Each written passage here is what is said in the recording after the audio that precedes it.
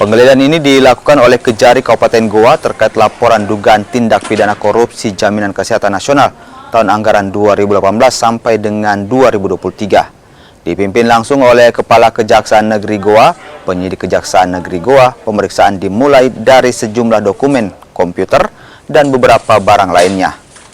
Dari 3 jam penggeledahan, penyidik menyita dokumen, laptop, komputer, serta beberapa buku rekening pribadi milik pegawai rumah sakit.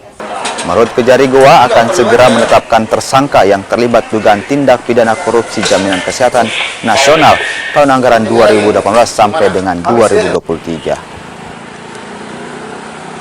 Hari ini kami melakukan penggeledahan di Rumah Sakit Seyusuf Kabupaten Goa terkait penyidikan adanya indikasi tindak pidana korupsi terhadap manajemen pengadaan JKN tahun 2018 hingga 2023.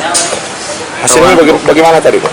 Seluruh dokumen yang terkait dengan JKN telah kami lakukan penggeledahan dan telah kami akan melakukan penyitaan terhadap dokumen-dokumen tersebut. Itu bagaimana ini, Bu? Yang uang yang diterima perawat masuk di rekening pribadi atau? Semua apa yang kami masukkan di sini, yang kami dapati, akan kami jadikan sebagai alat bukti untuk mendukung dalam penanganan perkara korupsi tersebut.